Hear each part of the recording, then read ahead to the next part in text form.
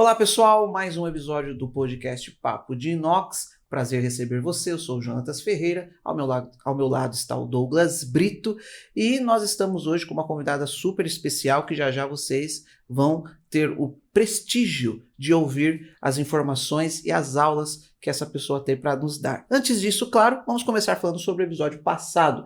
Nós recebemos o Franklin Bean do MasterChef, vice-campeão do MasterChef 2023, um papo super descontraído, agradável e saboroso, não é mesmo, Douglas? Foi muito gostoso poder tê-lo aqui, né? E a gente está recebendo sempre pessoas importantes, né? Que marcam a sua presença, meio, né? Onde eles estão.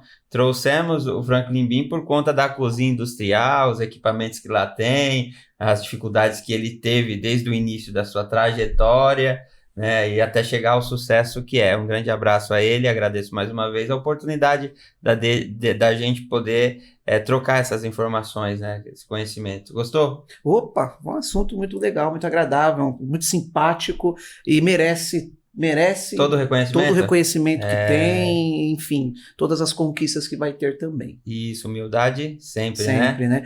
E falando em humildade, é uma pessoa muito humilde, sim, mas o currículo dela eu vou até ter que ler. É invejável? Meu Deus do céu. É admirável? Nossa. Eu tô aqui mas com certeza deve ter vindo uma família muito boa para ter um currículo desse. Vamos descobrir, hein? Vamos descobrir que eu não sei não, viu? Não sei não. Está conosco para essa edição do podcast Papo de Inox a doutora Zefir Panossian. E olha só quem é ela, para você que não conhece e para quem conhece com certeza está assistindo por conta da sua presença. Ex-presidente e diretora de inovação e negócios do IPT, doutora em físico-química pela USP, pesquisadora do Laboratório de Corrosão e Proteção do IPT, ex-presidente da Abraco, professora visitante da USP, vice-presidente do Comitê NACE STG 35, falei correto? Isso. Ok. E ex-vice-presidente do Conselho Internacional... Atual vice-presidente do Conselho Internacional de Corrosão. Exatamente. Muita coisa, a gente até confunde. E é difícil. E olha que ela pediu para tirar alguns, né? Pediu, eu risquei um monte aqui, ó. Mas é um prazer, né? Receber alguém com tanto conhecimento, né? É isso aí. Doutora Zefir, seja bem-vindo ao podcast Papo de Inox. O microfone é seu. Pela exaltação, né? Merecida. Acho que todos que trabalham com muita seriedade merecem isso. Então, a gente não é nada mais do que um fruto de um trabalho bastante sério. Então, eu acho, mas mesmo assim, agradeço muito. Muito obrigado pelo convite. E vamos lá. É isso aí. Estou aqui. Para quem não sabe, o IPT é o Instituto de Pesquisa do Estado de São Paulo, né? Cuja primeira presidente foi a doutora aqui que nos fala. Presidente mulher. Primeira presidente mulher em importante. 120 anos.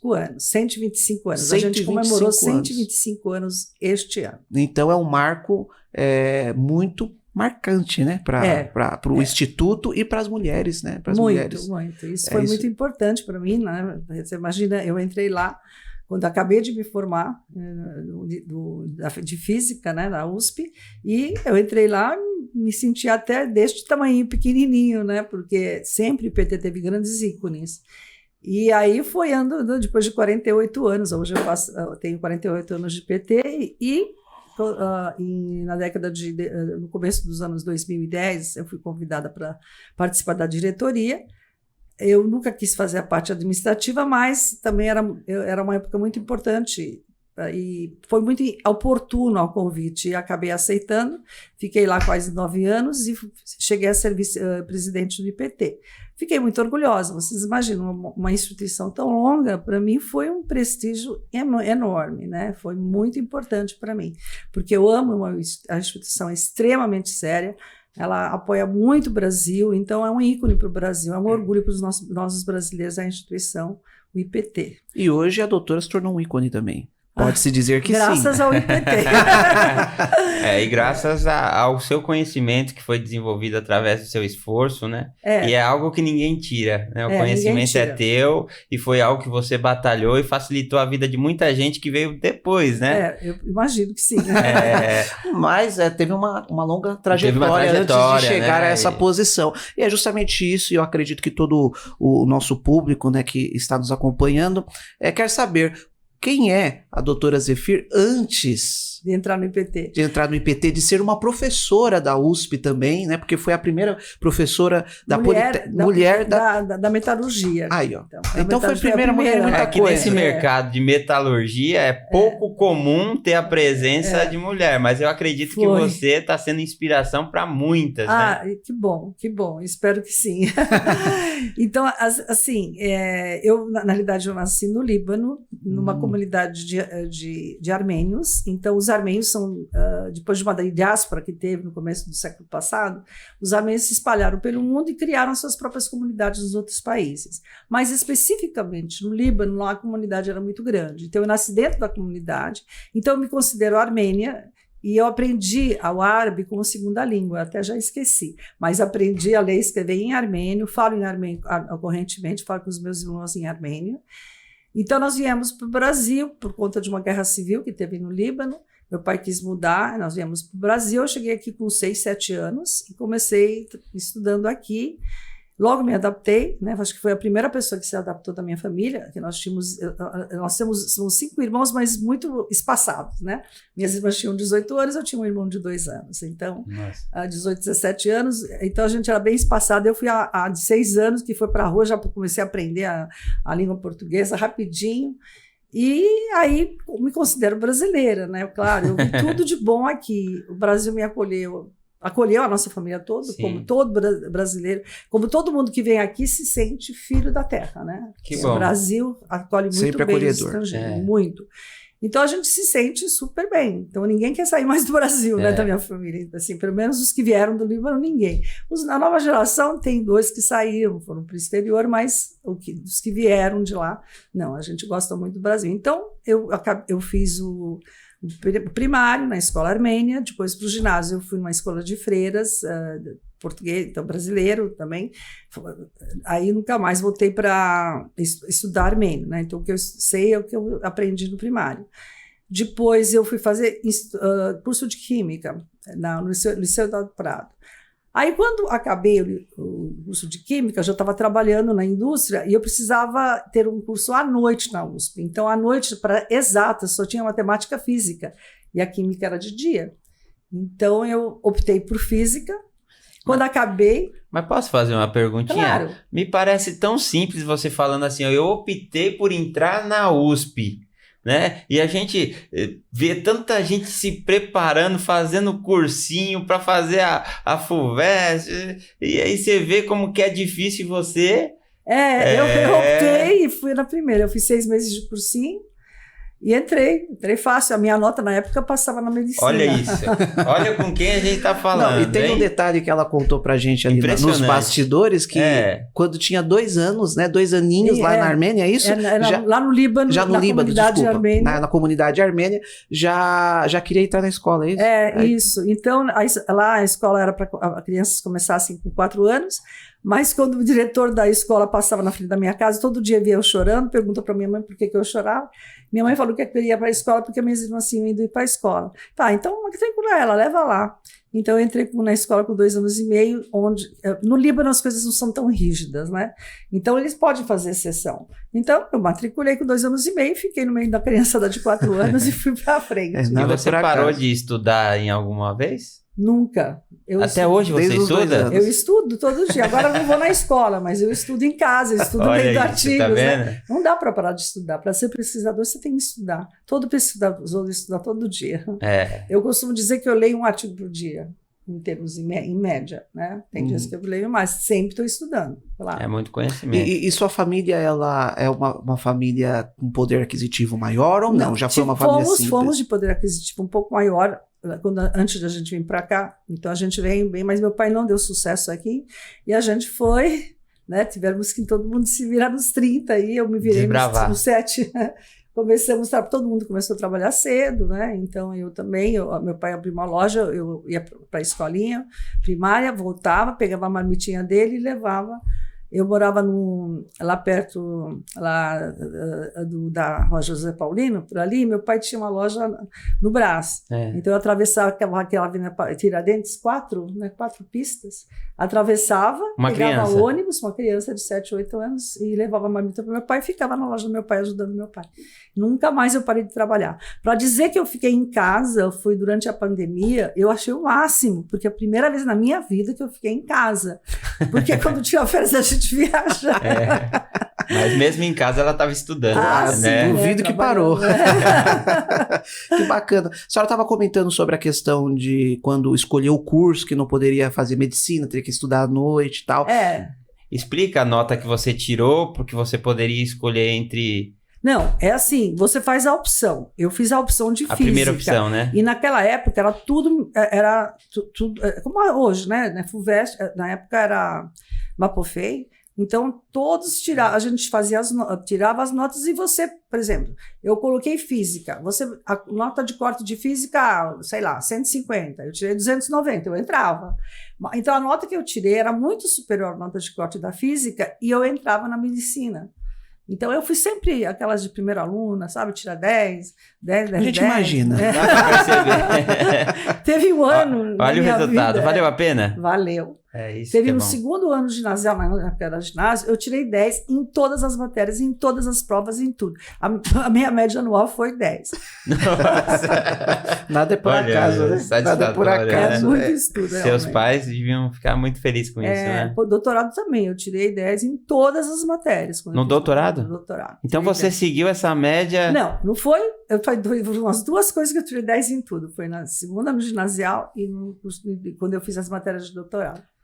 Mas claro, só o tirar 10 no doutorado já vale todo o resto. Né? O doutorado chegou a fazer na USP ou foi internacional? Foi tudo na USP. A hora que eu pus o pé na USP, em 1970, que eu entrei, nunca mais saí. Tinha quantos anos? Eu tinha acho que 18 anos. 18 anos. Olha isso. Com 18 anos começou. USP. E até hoje? Até hoje, nunca mais eu saí professora. de lá. Hoje está como professor. E a UIPT fica dentro da USP. Sim, da cidade universitária, né? Eu estou como professora convidada, visitante. Sim, faz não 39 anos. Acho que já não é tão convidada assim. Né? Já está de cadeira fixa lá. Mas vamos lá. A senhora foi a primeira presidente do Instituto de Pesquisa Mulher. Né? Sempre a primeira presidente mulher do Instituto de Pesquisa, do IPT. Isso foi um marco muito grande. Até rendeu uma reportagem na UOL, né? A mulher na proa da pesquisa. E o que isso representa para a sua carreira e quais foram as contribuições que a senhora fez ali nesse inteirinho? Então, eu fiquei durante 10 anos como diretora e uma pequena parte dela como presidente. Então, nesse inteirinho todo, eu fiz alguma... Eu gosto muito do IPT, devo muito. Porque você imagina, eu me formei e fui trabalhar lá. Eu trabalhava na indústria fazia 6 anos. Eu tenho 54 anos de carteira assinada. E aí, mas vocês imaginam que foi uma instituição que me deu tudo. Eu consegui fazer mestrado, doutorado, viajei o mundo inteiro, por mérito próprio, claro. Sim. Claro, mas também, não adianta você ter mérito. Minha mãe sempre falava, 2 coisas têm que andar juntas, trabalho e sorte. Se você tiver sorte de conseguir alguma coisa e não trabalha para isso, não adianta.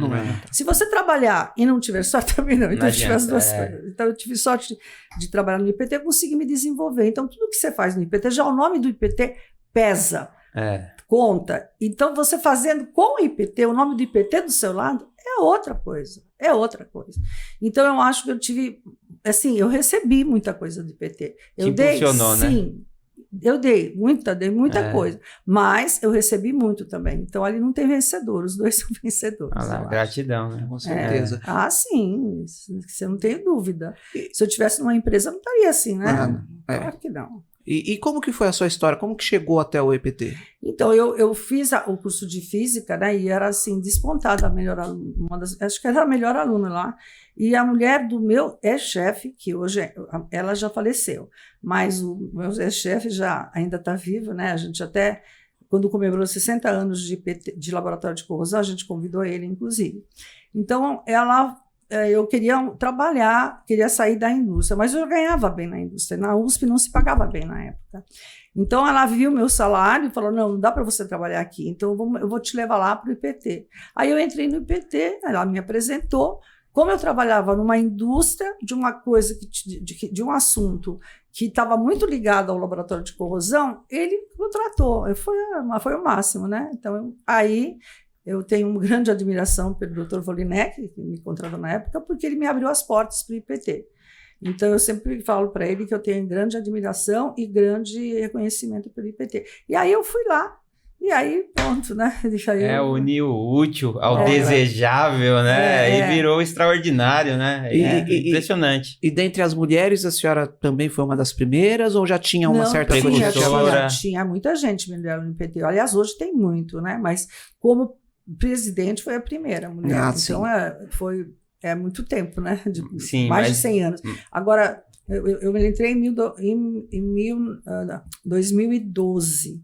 Então, tirar aí de agora para lá, era 110, mais ou menos 110 anos, a primeira mulher. Mas ainda assim é muita coisa. É um impacto muito grande, né? E é um reconhecimento também pela sua trajetória, né? Porque você imagina, você entrar com 18 anos dentro da USP e crescendo lá e se destacando, você foi reconhecida porque você se destacou, e mais ainda, se alguém te indicou e te chamou, vou te levar para lá, porque ela também via que você tinha uma capacidade. Ela me levou, literalmente me levou. Ela não mandou recado para o marido. Ela pegou o carro, pôs dentro do carro e levou. E isso foi bom para o Brasil, né? Porque a gente teve a oportunidade. Foi bom para mim. Boa. Mas também, porque o IPT contribui muito para o Brasil, né? Muito. E às vezes as pessoas que estão do outro lado não têm noção do que o IPT já teve a oportunidade de contribuir, isso, né? O IPT é uma instituição, assim, de respeito mesmo. Ela é bastante conhecida. Então, assim, eu vou contar algumas histórias lá, porque na realidade a história do IPT é muito grande. Ela foi muito importante na engenharia. Ela nasceu dentro da Universidade de São Paulo, dentro da Escola Politécnica da Universidade de São Paulo, como laboratório de resistência dos materiais da Escola Politécnica, na época, engenharia civil, né? Então, era material de engenharia civil. Falando em engenharia civil, a primeira coisa, por exemplo, o primeiro edifício construído em São Paulo, que é o Martinelli, ali no centro de São Paulo, ela teve participação muito grande do IPT, que fez a análise de todos os materiais cimentícios utilizados na construção. O IPT, por exemplo, teve também, quando não tinha Embraer na época, né, quando o IPT... Então, o IPT começou várias coisas e depois outros segmentos nasceram e aí o IPT parou de trabalhar naquele setor. Uma foi a aviação. Não se tinha nenhuma instituição de pesquisa, nenhum lugar, como hoje tem a Embraer, de trabalhar com aviação. Então, o IPT desenvolveu em madeira asas de avião, ultraleve, participou da construção do ultraleve, participou da construção das rodovias e ferrovias do Brasil. Olha que importante. Ela, assim, tem um pessoal no IPT muito especializado em geologia. Então, foram feitos os primeiros mapas geográficos no IPT. Então, o IPT tem levantamento geográfico de várias regiões do Brasil. Uma coisinha...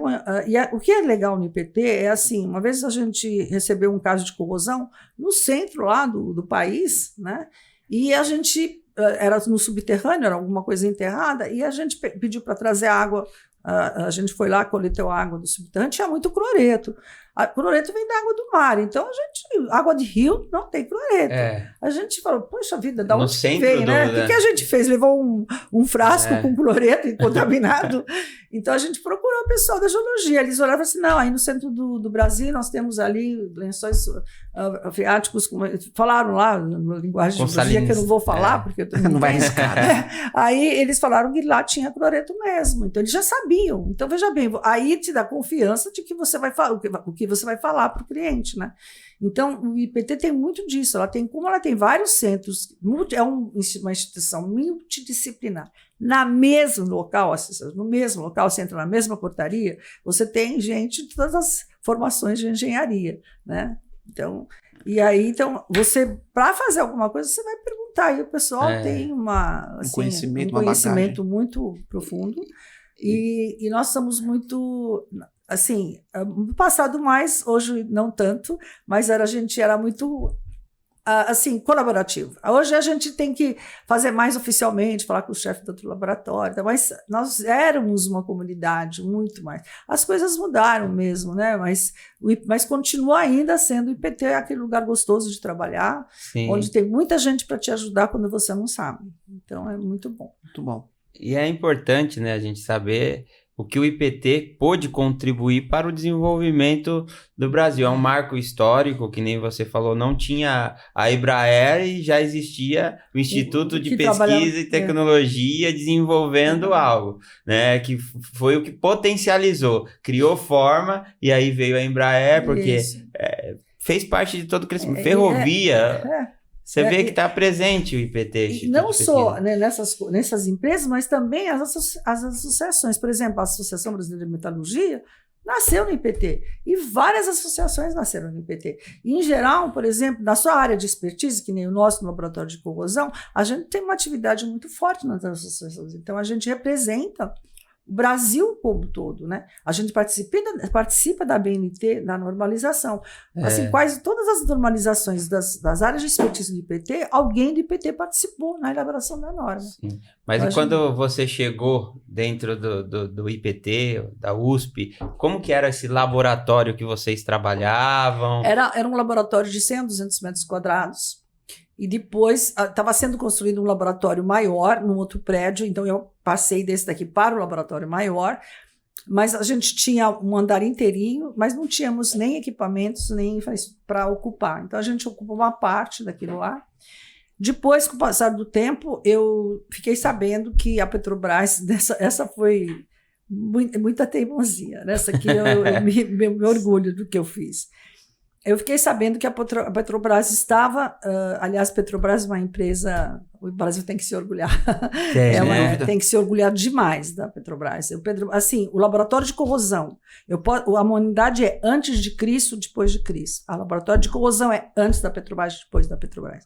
Então, nessa época, eu fiquei sabendo que a Petrobras tinha uma verba e que ele estava destinando essas verbas para desenvolver laboratórios, porque a Petrobras tem os seus laboratórios, mas ele cresceu tanto que ele não conseguiria, com os seus laboratórios, atender todas as demandas tecnológicas da própria empresa.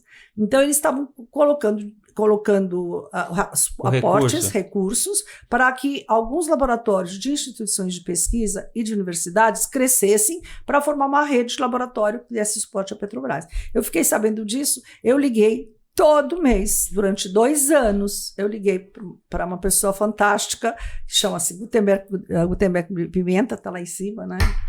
Já deu a sua contribuição, Nossa né? Senhora! E aí um dia ele falava assim, mas não sei, eu falava, Gutenberg, você tem que vir aqui, você tem que vir aqui. Ele vem, 2 anos depois. Aí no nosso laboratório era simples, né? Aí ele falou assim, não, você não tem um lugar, eu queria fazer ele deu o nome de um ensaio, eu quero fazer, você não tem nem lugar. Eu falei, por isso não, na próxima vez que você vier, você vai ver. Aí tinha um laboratório vazio lá, coloquei paviflex no chão e fiz uma bancada de concreto, forrei de borracha, tanta de concreto, chamei ele de novo, esse aqui é o seu laboratório. E não sei por que cargas d'água, um dos gerentes do IPT foi visitar lá. E aí ele ouviu falando, olha, isso aqui é para vocês. Ele falou, mas isso aqui não é padrão Petrobras? Aí tinha uma pessoa do lado dele, que até hoje nosso amigo, falou assim, olha, faz aí, vai, vamos lá. Então, foi o primeiro laboratório que a gente reformou. Depois disso, a gente conseguiu, nesses 2 anos de telefonema, depois de tudo isso, a gente conseguiu 17,5 milhões em 2013, mais ou menos. Imagina o que significava isso, 17,5 milhões de investimento. Marco, né? É um marco. Aí ficou antes da Petrobras, depois. Então a gente começou, aí a gente fez. Nós éramos um grupo. Uma revolução. Uma revolução dentro do laboratório. Então, laboratório. Tudo aquilo que tem no laboratório de corrosão hoje, com raras exceções, porque depois a gente conseguiu colocar mais alguma coisa, alguns equipamentos ficaram obsoletos, mas a reforma, os andares que a gente tem um laboratório flutuante lá em São Sebastião, é uma balsa que flutua, fica perto da área de concessão da Petrobras, dentro da área de concessão da Petrobras, e ali a gente coloca os nossos corpos de prova para fazer ensaios na de temperismo, imersos no mar, na zona de splash, porque ela é um flutuante, não tem variação de maré, mas ela tem zona de splash, e na parte atmosférica. Então, tudo isso a Petrobras colocou e a gente daí segura, né? Daí os projetos começaram a vir, a gente hoje, depois lá dos 20 anos, a gente tem mais de uns 120, 130 projetos grandes de 2, 3 anos, investimentos da Petrobras. Começamos a ficar conhecidos dentro do ambiente, tem uma equipe muito boa, a gente tem uma equipe muito boa lá, então a gente ficou conhecido, aí vem mineração, depois, né, aí quando eu fui para a diretoria, eu passei a chefia para um outro pesquisador, quando voltei eu não quis, não quero de jeito nenhum, porque agora quero ser pesquisador, é o que eu queria ser. Então eu adoro ser pesquisador no IPT hoje, com muito orgulho. E tem noção do tamanho que hoje está? O laboratório tem mais de 6 mil metros quadrados de área, tem mais de 100 40 metros, era 100 metros? Era 100 a 200. De 100 mais ou menos, 150 metros. Mais de 6 mil metros quadrados de área de laboratório. Fora a tecnologia. Fora a tecnologia, os equipamentos e tal, e temos mais de 40 funcionários. E tudo isso dentro da sua gestão ali do seu... Ali cresceu, tudo isso cresceu. O número de pessoas cresceu, quando eu fui para a diretoria, ela cresceu mais um pouquinho, né? Então, a mineração entrou depois que eu fui para a diretoria, mas assim, a fábrica de tintas, assim, toda essa parte de óleo e gás foi na minha gestão que deu aquele boom muito grande. Antes e depois da Petrobras. Antes E quem foi que fez com que isso acontecesse, né? O canal, o meio, né? Então, por eu isso nem assim, nem conheço. Aí, importante. Aí ressaltar, né? O Gutenberg gostava muito da Associação Brasileira de Corrosão. E a gente se aproximou da associação por causa dele. Então, eu entrei na associação, me candidatei para ser diretora, venci, fiquei durante vários anos como diretora de associação. Antigamente a gente podia repetir. Depois, agora tem tempos, né?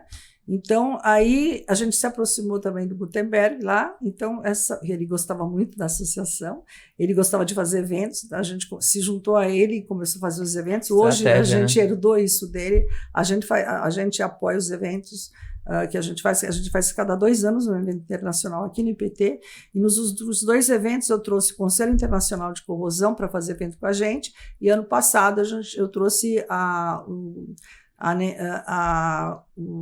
associação mais forte dos Estados Unidos de corrosão, a gente fez junto ano passado. Então existe, né, em todo... intercâmbio, né? Em todo mundo existe associações que cuidam exatamente de corrosão, né? Isso, todo mundo tem. Isso. Assim, na realidade, não é todo mundo o país, né? Todo o país, não é pouca. Por isso que a Associação Americana é tão forte, porque ele coloca as suas... assim, suas normativas, a normativa, como sua sucursal, sei lá, como é que fala. Sim. Ele tem representantes da MPP. Escritórios, exatamente. Representantes, né, em vários países. Aqui ele também tem. Para colher informação. Não, ele para dividir. Assim, para dividir, para fazer eventos, eles fazem eventos. Por exemplo, ele investe, né? Ele investe. Por exemplo, aqui na América do Sul, eu acho que nós somos, eu acho que, não sei se tem na Colômbia, até me fugiu. Eles têm, em cada país da América do Sul, eles têm um escritório da MPP, inclusive no Brasil. Mas aqui no Brasil, nós somos a referência. Então, a gente fez ano passado, junto com o escritório daqui da MPP, o evento internacional junto com eles. Mas aí a gente trabalhou junto. Então, a gente vem trabalhando junto, mas a gente é forte como Associação Brasileira de Corrosão. E tem a Associação Australiana, eu sei que tem a Associação na Inglaterra.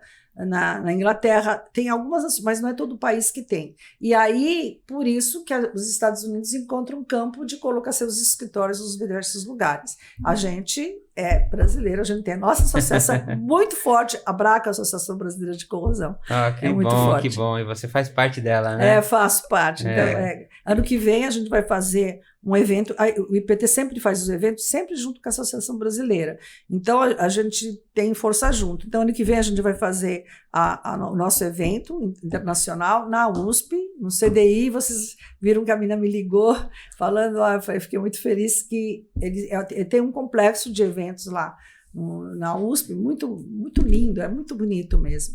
E aí a gente conversou lá com o pessoal da USP e tal, e eles cederam para a gente vai fazer lá dentro da USP. Que ver o IPT se desenvolvendo cada vez mais, fortalecendo, né? É importante. A área de corrosão como um todo, né? E para nós que estamos na outra ponta de inox, é bom que se fortaleça, né? Porque aí vão valorizar mais um pouquinho essa matéria tão boa que é o aço inoxidável, né? E a gente estava até conversando antes, e você disse que no Brasil, no início, não se fazia tanto estudo quanto a corrosão, era mais por fadiga, por falha, não se aplicava o material através de estudo, ele ia lá por tentativa e sorte, né? Nem erro, né? Não é isso. Assim, o laboratório de corrosão, e como todo mundo, quando começa os laboratórios de corrosão, fazem mais ensaios. Depois vem a análise de falha. Falhou porque falhou. Ah, tá. E a gente fala, porque falhou, e a gente vai aprendendo. Olha, não pode usar o aço inoxidável no meio assim, assim, assim. Isso é no mundo inteiro. Então, essas coisas falhou, e porque falhou, o mundo inteiro faz e publica. Então, isso forma o histórico. Forma uma biblioteca? Forma a literatura, né? Tem uma literatura imensa sobre materiais e corrosão. E corrosão, na realidade, corrosão e proteção. A proteção são quatro ícones para proteção. Você tem escolha do material. É o que esse caso, por exemplo, eu uso algum lugar que aço carbono apresenta uma corrosão muito rápida. Aí eu vou substituir por um aço inoxidável. Qual aço inoxidável que eu vou colocar? Então eu tenho que estudar o meio para dizer, mas se eu não encontrei nada na literatura, vamos fazer ensaios para ver se resiste.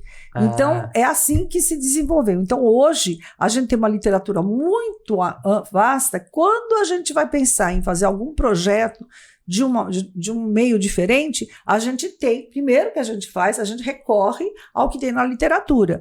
E a gente vê o que está faltando, e hoje a gente faz no laboratório, a partir da entrada principalmente do aporte da Petrobras, que nos deu uma infraestrutura igualável a muitos laboratórios, às vezes melhor do mundo inteiro.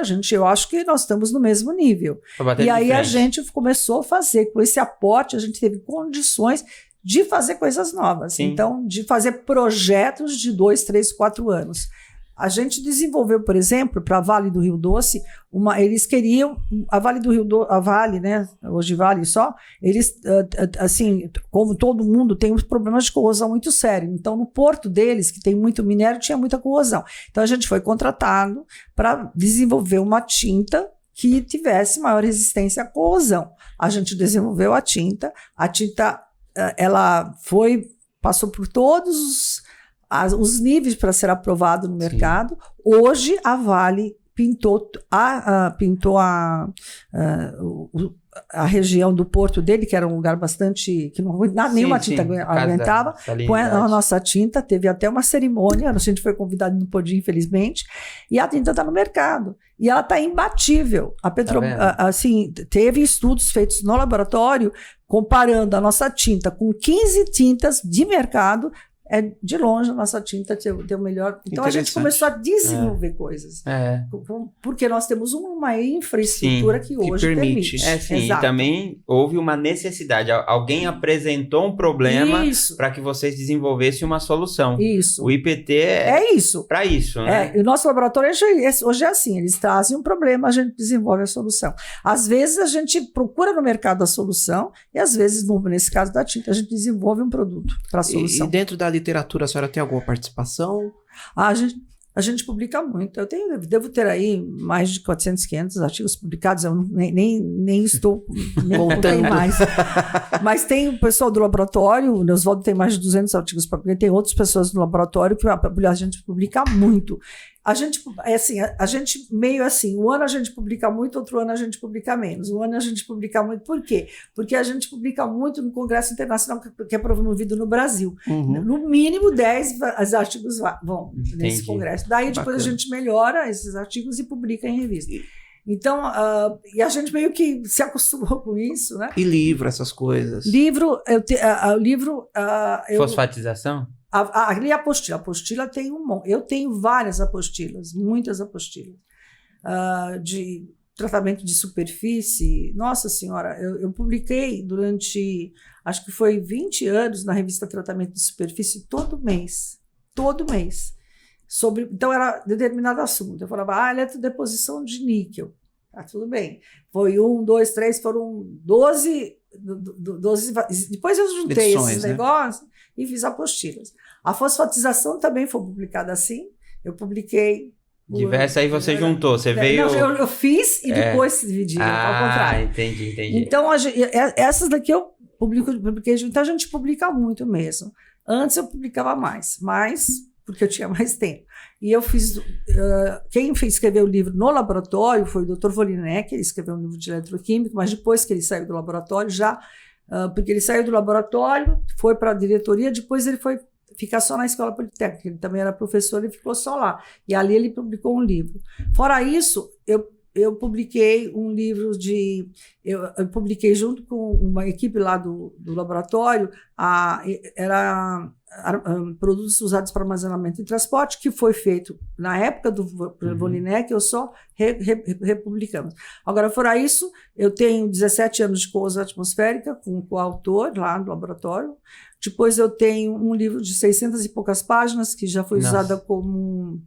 Eu escrevi isso tudo depois que meus filhos nasceram, quase que de madrugada. E ali já foi usada como livro de universidade. Só que acabou, eu publiquei em 93, acabou e eu não tive tempo de revisar. Então, eu fiz muitas apostilas e livro mesmo. Depois eu participei de publicação de 2 livros internacionais, com 2 em cada livro. Um país da América Latina era o coordenador, eu fui coordenador de 2 capítulos lá, um no livro 1, outro no livro 2, e esse projeto foi financiado pela Espanha, quando eles comemoraram, em 1993, 500 anos de descobrimento das Américas, descobrimento ali da América Central, né? Aí eles injetaram um bom dinheiro, foi um projeto maravilhoso. Meu Deus do céu, durou 10 anos o projeto. E a gente de cada país tinha um representante. A gente se encontrava todo ano num país diferente. E aí saiu as 2 publicações, só que não foi comercializado, de graça. Todo mundo que pedia, a gente dava de graça. Agora também esgotou, então não tem mais. E não tem nem como buscar na internet? Não tem, mas era bom a gente colocar, né? A gente tinha que colocar. O meu livro eu preciso rever, porque o pessoal pede muito, né?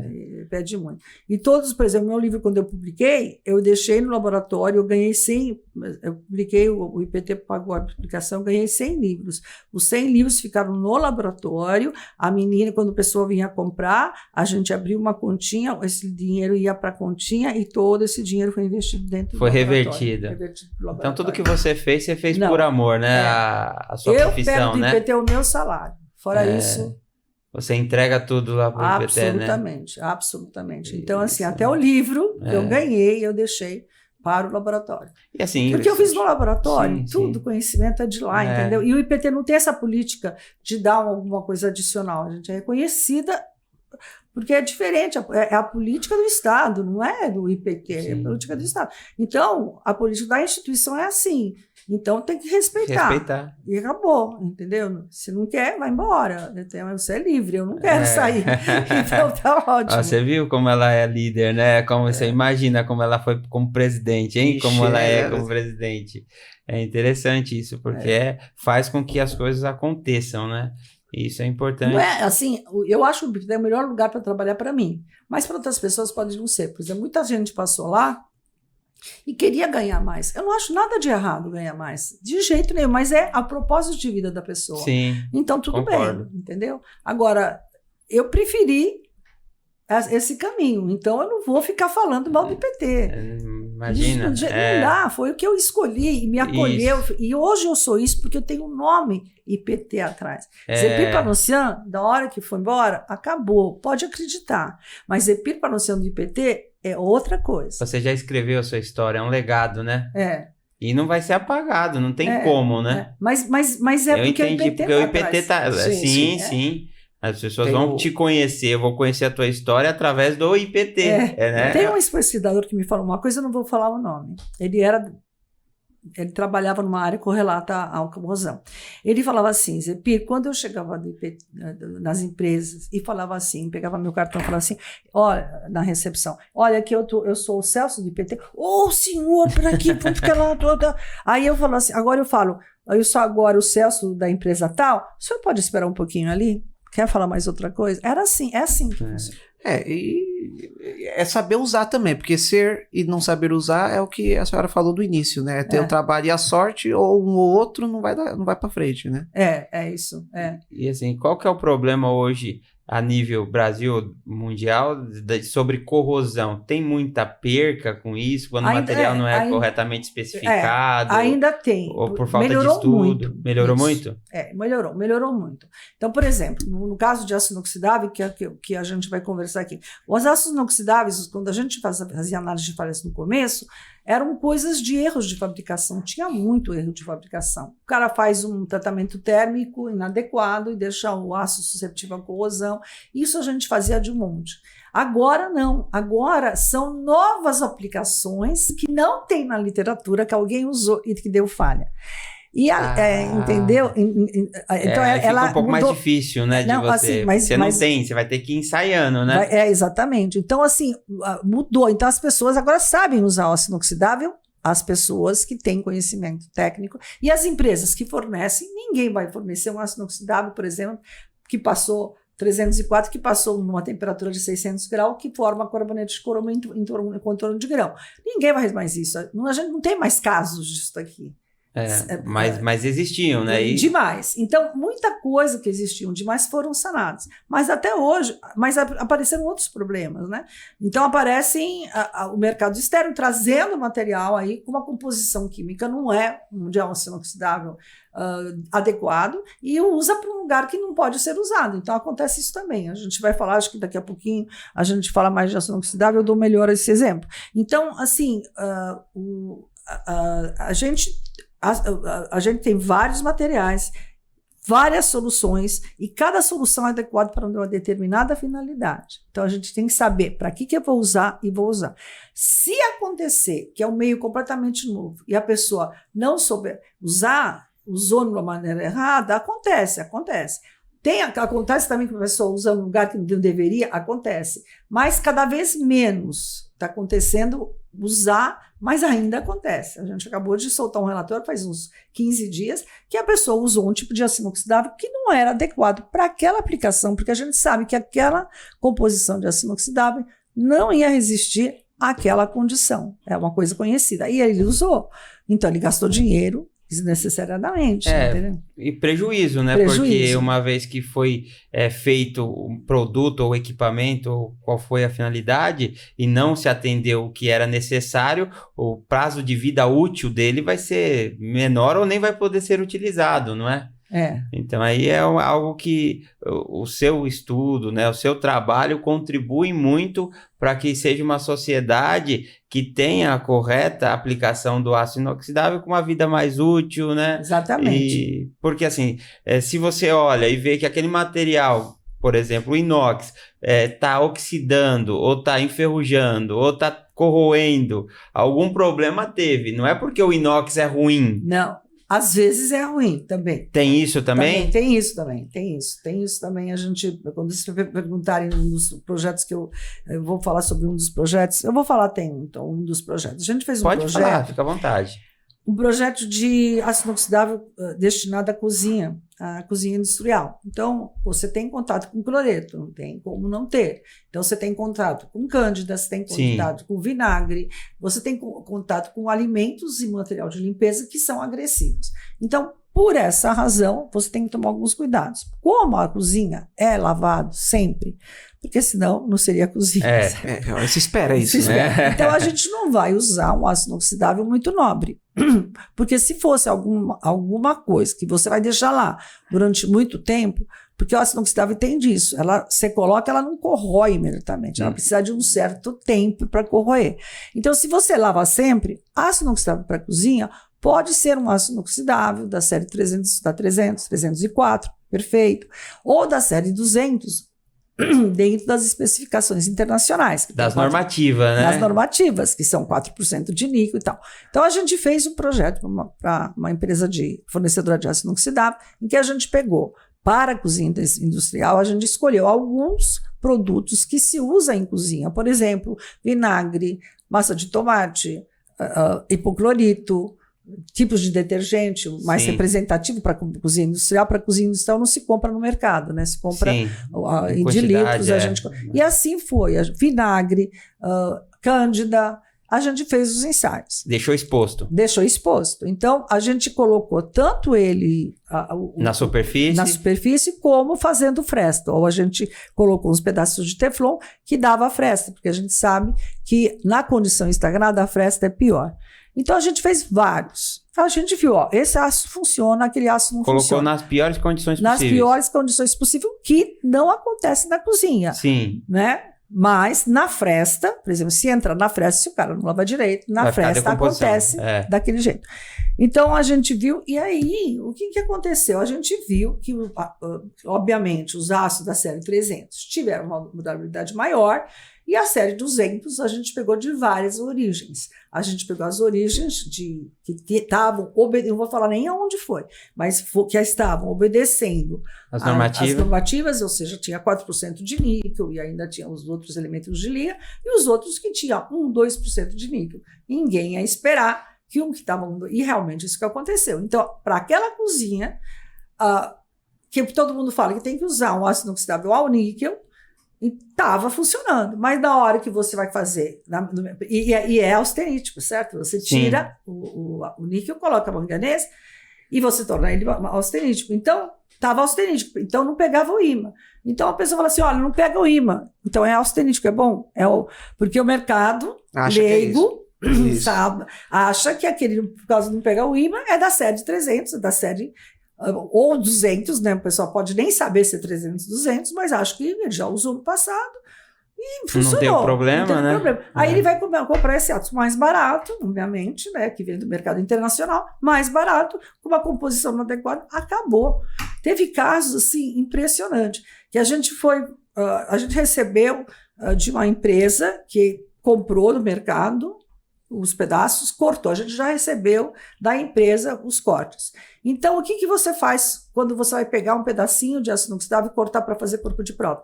Se você quer, por exemplo, X pedaço, ele não vai pegar de uma bobina, ele pega um pedaço de cada bobina para não deixar... Quando está chegando no final, ele deixa um certo ponto o que está vendendo. Então, teve a gente até rastreou, e a gente recebeu, e a gente colocou 3 corpos de prova. Um dava, os outros 2 não davam. Ainda bem que na mesma bobina? Não. De bobinas diferentes. Veio com a mesma identificação. Tá. É o mesmo tipo de aço. Mesmo tipo de aço. Sim. E aí a gente tem, no IPT, como eu falei para vocês, a gente tem todo um parque que serve para a gente tinha revólver que fazia a composição. Espectrômetro. Você faz análise, não precisa colocar a amostra dentro do equipamento. Estava diferente. Aí a gente foi atrás, e a gente conhecia muito bem quem cortou, entendeu? Ele falou assim: eu não misturei amostras. Aí a gente rastreou, o cara tirou pedaços de cada bobina. Como é que você vai comprar o mesmo aço? Você vai fazer o pedaço da pia de um jeito, o outro pedaço da pia. Então é o mercado, isso daqui está o mercado. Então, às vezes a pessoa está comprando lá gato por lebre. Então, entendi. Tem que tomar cuidado. Então tem que tomar cuidado. Para cada... o aço 200 também serve para determinadas aplicações. É só você saber usar. Exatamente. Não é Se isso? você pega um aço na série 200, você pega uma norma internacional, você tem lá 4% de níquel. Aí você pega uma norma chinesa, pode falar, as normas chinesas, eles falam 2%, 1%. Aquele lá não serve para uma cozinha que você vai usar. Vai usar. Então, vai correr um tempo muito melhor. Então acontece isso, quer dizer, o cara engana o comprador colocando o ímã, né? Porque eu fiz, não vai pegar ímã, na minha casa, eu fiz corrimão. Depois de uma certa idade, você tem que ter corrimão. Eu fiz corrimão na escada. E o rapaz me falou assim, ó, eu falei, esse aço é bom? Ele falou, olha o IBAN aqui. O cara faz isso na minha frente. Não sabia do que estava falando. Né? Então, eu assim, falei, pois, quando me contaram essa questão de IBAN, ali eu acreditei, entendeu? Entendi. E olha, por quem nos acompanha mais uma vez, dessa vez a doutora, né, Zefir, do IPT, trabalha com corrosão, trabalha com materiais dos vários tipos de aço inoxidável, falando que o imã não define se o aço é bom ou não. É uma das dúvidas mais frequentes que nós temos, é a questão do imã. Então se pôs um imã serve. Não, se não pegou, já era. Não, porque o imã, ele mostra se ele tem propriedades magnéticas, então depende da microestrutura do aço inoxidável. E a microestrutura é definida pelos elementos de liga. Se você coloca só ferro-cromo, o ímã pega. Então, e não serve para uma cozinha onde você vai ter manipulação durante muito tempo de produtos agressivos. Então, esses ácidos inoxidáveis não servem para esta aplicação, para outras aplicações perfeitamente. Tudo é o meio, né? O meio que ele vai ser aplicado. Isso, tudo bem. Então, o cara vai colocar o que a gente fala, algum elemento que muda a estrutura do ácido inoxidável. Então, você coloca algum elemento austenitizante, alguma coisa que torna a microestrutura, em vez de ferrita, para quem conhece, para quem não conhece também, em vez de pegar com ímã, ele não pega ímã. Então, para não pegar ímã, você coloca alguns elementos de liga. O níquel é joia, ele transforma e aumenta a resistência à corrosão muito. Mas o manganês também muda e não aumenta tanto a resistência à corrosão, ele tem outra função. Então, o que acontece? O pessoal coloca uma quantidade pequena de níquel e aumenta manganês. Então, o manganês o manganês é bom para ácido enxofre e tal, mas para sequestrar o enxofre e tal, mas ela não dá uma resistência à corrosão. Então, o que acontece? Diminuiu o níquel, que o pessoal pede para 4% na série 200, vai para 1%. O ímã pega, porque ele tem manganês.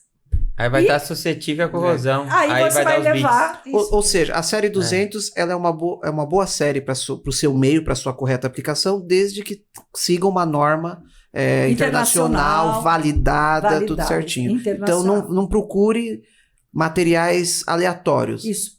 Também vai pagar mais barato, porque o preço do níquel... que interfere diretamente, né? Interfere diretamente, porque o ácido inoxidável tem cromo, perfeito, maravilha. Eu sempre achei, quando eu era no início, o cromo deve ser caro, ele é bom pra caramba, porque a gente tem essa ideia de que o que é bom custa caro, mas não é, o cromo não é tão caro assim. O que é caro é o níquel. É o níquel. Então, o pessoal, o cromo eles não abaixam, mas o cromo sozinho não funciona tão bem, né? Então, o pessoal coloca o níquel, mas tem que ter um nível mínimo de níquel para você usar para estabilizar, né? Se você abaixa muito o níquel e aumenta o manganês, o ímã não pega e ele não é resistente. Entendi. E dentro do IPT, quais tipos de ensaios vocês têm para aço inox? Aço inox a gente tem vários tipos de ensaios. Então, o que a gente fala? A gente faz todos os ensaios normalizados de corrosão. A gente faz todas. Só que a gente não tem normas nacionais de aço inoxidável.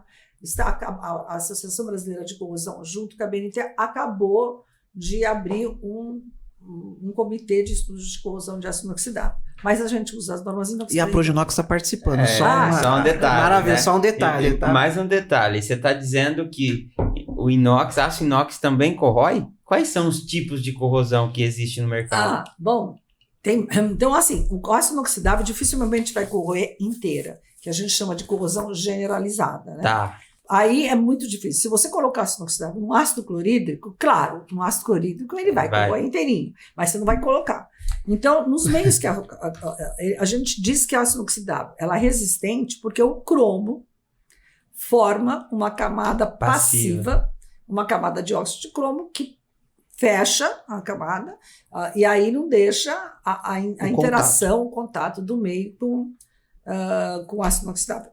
No entanto, essa camada de óxido, eu recebi um alemão aí a gente tinha chamado para dar um curso para a gente, de um determinado equipamento, ele falou assim, ácido inoxidável é vivo, a camada passiva é viva. O que significa isso? Significa que ela se quebra e se reconstitui. Se quebra e se reconstitui. Então, se você pegar uma chapa de aço inoxidável idêntica, colocar entre eles um amperímetro, são 2 metais iguais, então não devia de fluir. Quando você pegar metais diferentes, coloca um amperímetro, flui uma corrente. Mas quando você tem 2 iguais, não flui. Só que, como é aço inoxidável, ele quebra uma camadinha e se recompõe. Quebra outra camadinha, se recompõe. Então, às vezes está acontecendo aqui, às vezes está acontecendo aqui. Então, uma pequena corrente da ordem de mínima, ela fica oscilando. Por que a gente tem certeza que isso é verdade? Porque se você colocar o aço inoxidável num lugar que não tem oxigênio, ela tem dificuldade de se passivar, porque aonde ela quebra e não consegue refazer. Quebra. É o oxigênio que cria aquela camada. Exatamente. Que faz gerar. Processo, que faz o processo. Isso. Então, o que acontece? Se você tiver no meio algum elemento muito rápido de causar corrosão, por exemplo, o cloreto, na hora que o danadinho do ácido oxidável resolve aquele negócio, aí o cloreto vai lá, tchic, aí ele então cresce. A gente chama que ele sofreu uma corrosão localizada tipo pitch. Acontece que depende, para essa camada, a rapidez com que ela se depende muito de várias coisas. Por exemplo, o polimento. Se você tiver um ácido inoxidável riscado, ela tem muito mais propensão de dar uma correntezinha um pouco maior, portanto, ela é mais susceptível à corrosão por pitch. E uma polida tem menos. Então, às vezes, você pega o mesmo ácido inoxidável, um deixa polidíssimo, então a camada passiva fica mais uniforme, mais livre, e aí ele se recompõe mais rapidamente. Então, o pitch, às vezes, não acontece. A gente faz, às vezes, ensaios de corrosão, corta, e quer estudar a resistência à corrosão por pitch. Você coloca lá, os pitches começam a aparecer aqui. Nas bordas. Então, o que você tem que fazer? Você tem que cortar a superfície aqui, tá bem legal, vai fazer a mesma superfície aqui. Vai ter que polir um pouquinho, aí sim você tem que proteger essa parte, porque você está querendo estudar a resistência à corrosão dessa região polida. Então, os ensaios, para ver corrosão localizada deste tipo, que é por pitch que a gente fala localizada, ela não tem um equipamento, ela tem um meio e a solução. Agora, como eu vou fazer isso? Eu vou fazer ele a uma temperatura de 80 graus, então vou ter que ter dentro de um equipamento e que consegue aquecer uma estufa. Uma estufa que garante uma forno.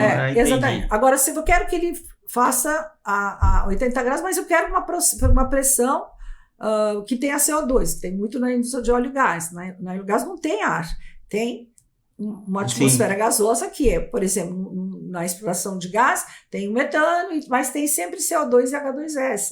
Então, a gente tem equipamentos que a gente pode colocar lá, o líquido, água do mar, por exemplo, e colocar lá dentro. Aí você simula o meio que ele vai estar inserido, então, né? a gente usa os equipamentos, então o que a gente fala? A gente faz ensaios tailor-made, significa sob encomenda. A gente vê em que condição vai ser usada e vai ter que reproduzir o mais próximo possível da realidade, tem que montar. Que ele vai ser exposto, né? E aí tem que garantir isso, né? Agora, vamos supor que ele usa quente com oxigênio. Então, a gente esquenta, faz passar ar dentro da região, ou deixa aberto. Mas se você deixar aberto, vai evaporar. A gente faz alguma coisa para evitar a evaporação. Isso. Coloca um condensador. Então, a corrosão por pitch é assim que se vê. Mas demora muito para isso acontecer, porque... Então, a gente sempre coloca a mãozinha um pouquinho mais forte. Usa um meio mais agressivo. A gente coloca uma maior quantidade de cloreto. A gente tem que acelerar o processo para você saber. Senão vai demorar muito. Senão vai demorar muito. Agora, tem ensaios que realmente tem ensaios de 6 meses, tal, mas a gente tenta fazer o mais rápido possível. A outra coisa é a questão da fresta. Por exemplo, se eu coloquei, vamos supor que isso aqui seja ácido inoxidável, peguei esse negócio e coloquei aqui. Se eu coloquei aqui, tem um espaço entre a tampa e aqui. É um espacinho. Mínimo e se eu colocar, seja, mas existe. Ele vai entrar água lá dentro, certo? E o ácido inoxidável, e a gente fala, ele entrou e formou uma fresta. Uma fresta está lá. Por que a fresta é diferente do seio da solução? A gente fala seio da solução, em inglês é bulk solution. É porque, como o ácido inoxidável tem uma camada passiva viva, ela vai quebrar, formar e vai consumir o oxigênio que tem aqui, certo? E aí esse outro oxigênio vai ter que vir da onde? Ele vai ter que vir da atmosfera, entrar na água, andar até aqui e até aqui. Difícil, né? É difícil. Então, aqui fica uma região sem oxigênio Vai ela correr. tem uma dificuldade muito grande. Então, a gente fala que é resistência à corrosão em fresta. Essa é rápida. Então, a gente faz a corrosão em fresta. Aí tem outro. Ele vai ser usado tensionado. Então, vai ser uso tensionado. Então, o que a gente tem? Máquinas que tensionam. Ou a gente dobra e segura dos dois lados, que a gente fala o bem. A gente, de alguma maneira, introduz uma tensão e coloca no meio. Ele tensionado. Então, quanto maior foi a tensão, mais rápido você tem a resposta. Às vezes, ele é temperatura dependente. Então, ela fala assim, olha, vai ter corrosão sob tensão acima de 60 graus. Então, a gente coloca 70, 80. Na presença de cloretos, a gente usa uma concentração maior de cloreto. Claro que essa aceleração, ela representa, mas acelera. Então, a gente vai falar, olha, você tem que tomar cuidado. Você não pode ter tensões, certo? Você tem que, se você tiver tem tensões... que garantir que não tenha tensão. Naquele tipo de ácido oxidável. Sim. Aí fala assim, mas eu quero usar esse tensionado. Muito bem, a gente vai na literatura ver. Naquele meio, naquelas condições, qual é o ácido oxidável que é mais resistente à corrosão sob tensão? Então, por isso que a gente tem os vários graus de ácido oxidável. Nós temos o 300, que era o tradicional, o 200, que é um pouco inferior. Temos 316, que tem molibdênio, que dá um monte de características excelentes de resistência à corrosão. E temos outros, depois nós temos o duplex, temos o super duplex, e aí vai ficando. Então, quanto mais agressivo for, você vai ter que procurar. Por exemplo, a gente depois vai falar do PIR, né? Sim. Mas se você quer usar armaduras de aço inoxidável, 304 vai te durar mais de 100 anos. Dura mais de 100 anos. Você vai usar 316? O molibdênio custa caríssimo. Tem 2%. À toa, né? Hã? Vai ficar sendo à toa, né? À toa. Então, depende. Então, você vai usar um ácido inoxidável que vai resistir naquele ambiente. Então, é isso. Por exemplo, e aí você vai fazer o quê? Vai fazer uma coisa uma armadura de ácido inoxidável? Depende. Depende do quê? Do que você quer. O PIR pelo progresso, que é o que a gente ia falar, eu já vou adiantar. Pode ficar à vontade, que estamos aprendendo aqui. Eu nem estou falando aqui. É muito conhecimento, parabéns. Olha, Magida, obrigado. Eu fui ler, eu adoro esse PIR progresso, eu sou apaixonada pelo PIR progresso. Porque eu sempre falo, assim, se você tiver uma região de concreto, onde você quer realmente, perto da água do mar, e você quer que seja resistente à corrosão, por exemplo, um pier que você tem atracamento de navios, certo? Se tem atracamento de navios, né? Não é aquele pier enorme de Santos, mas os piers assim, tipo, da indústria de óleo e gás, algumas minerais. Você faz um pier, o cara vai atracar. Caramba, mesmo que o concreto seja de excelente qualidade, pode trincar. Então, vai entrar água do mar. Vai entrar água do mar. E você vai ter problemas de corrosão do ácido carbono lá dentro. Não tem jeito. Lá embaixo, que você não tem, lá no fundão, pode não ter isso, porque você tem pouco oxigênio. Então, pouco oxigênio para o ácido carbono não é ruim. Porque quem causa a corrosão do ácido carbono é exatamente o oxigênio. Né? E o ácido inoxidável precisa de oxigênio para se poder São coisas diferentes. Então, aí pronto. Aí você vai coloca de ácido inoxidável, porque senão você vai ter que refazer o seu PIR a cada 15 anos. Ou você vai ter que fazer uma manutenção a cada 5 anos. A gente foi fazer um estudo num PIR, e com uma menina, ela chama Adriana Araújo, ela trabalha assim com concreto, ela é minha companheira de trabalho em concreto, ela ficou lá assim, uns 2 anos na cidade, então ela fez toda uma inspeção. Ela fez o cálculo do quanto foi gasto em manutenção. É muito maior se tivesse colocado um CAPEX. Entendeu? O OPEX foi muito maior que o CAPEX. E se você olhar nos artigos do PIR Progresso, eles fizeram um cálculo do PIR Progresso, 83 anos, é um PIR, um dos maiores, mais compridos PIRs do mundo, lá na Colômbia. E aí você tem o PIR, passaram-se 83 anos. E está lá. E não fez nada de manutenção. As manutenções são irrisórias. Eu acho que é mais para lavar. Que tipo de material que utilizaram lá? Aço inoxidável? 304? 304. E vai durar mais 100 anos aquilo. Caramba, num Pier foi o 304. Eu tava achando que ia usar tipo o 316, alguma coisa. Não, 304 já está de bom tamanho. Tá. Porque, veja bem, para você ter corrosão pelo cloreto, você tem que ter uma certa quantidade de cloreto. Por exemplo, para o aço 304, em água potável, água de poço, ela tem que ter 200 ppm. 200 ppm para uma água do mar é muito pouco, mas para uma água de poço, água de potável é muito. Dificilmente você tem 200 ppm. Então você pode usar. Agora, você pegou um poço por alguma razão, salobra, e deu acima de 800, não use, porque não vai durar. Agora, porque o pH de uma água de poço é perto do neutro. Você tem uma relação direta entre o pH e a quantidade de cloreto capaz de causar corrosão. Quando você está no concreto, está com pH 12, na água do mar, o que significa? Na terra é outra coisa, vou falar da água do mar. Na água do mar vai entrar cloreto lá, mas o pH do concreto é 12, 12,5 no mínimo, 12,5, 13. E quando o concreto só vai abaixar o pH em lugar seco. Porque quando você tem dois tipos de falha de corrosão no concreto. Uma pelo cloreto, outra pelo abaixamento de pH. Como é que abaixa o pH? Acontece isso nas cidades, onde o concreto fica seco, entra CO2. Então, entra CO2, depois chove, molha, então esse CO2, ele começa a ter uma reação, ele carbonata o concreto, ele faz algumas reações e tira a alcalinidade do concreto. Então, coisas difíceis, ficaram muito tempo, concreto aparente, durante muito tempo em cidades, se você for ver, eu ia falar de um museu, mas eu não vou falar, mas enfim, você vai ver, você tem pH mais baixo de concreto. Então, quando ele abaixa o concreto, que leva anos, né? O risco está alto. O risco está alto. Aí você vê que no centro da cidade você tem corrosão também da armadura. Aí foi carbonatação. Acontece que lá perto do mar, carbonatação quase que não ocorre. Por quê? Porque os pisos estão sempre úmidos na frente do mar. Sim. Ali, a umidade, o carbonato não entra, não sofre com a carbonatação. Carbonatação, ela tem que molhar, secar. Chuva, sol. Ali, o sol bate, ele está molhado, né? Tá. Então, não carbonato. Então, o pH, você pode considerar que está sempre 13. Agora, o teor de cloreto que você precisa para quebrar a camada passiva do 304, muito mais do que a água do mar.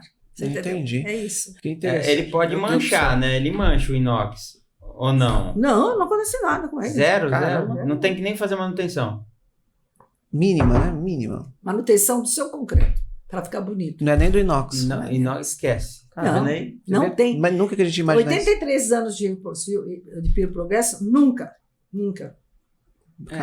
Tá vendo aí? Interessante, nunca que a gente ia imaginar. E você vê a importância do inox. E exemplos da corrosão intragranular? Intergranular. Então, a corrosão intergranular é o seguinte, eu fico assim, eu imagino que o IPT seja um termômetro do mercado.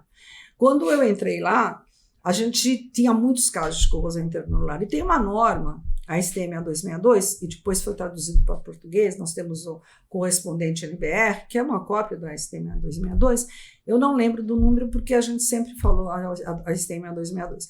O que ele fala? Ele diz assim, que os ácidos inoxidáveis, ele é formado de carbono, ele é formado de cromo, níquel, aí pode ter outra coisa, né? O austenítico, tradicional, 304, todo mundo usa, cromo, níquel, 18,8. Vamos pegar esses 18,8 e vamos deixar o 316 para lá. Depois o 216 tem maior resistência porque ele tem 2% de molibdênio, mas vamos pegar só o 304 básico. Sim. Então, o que acontece? Quando você fabrica ele, leva lá para... você vai ter que colocar, tá na fusão, né?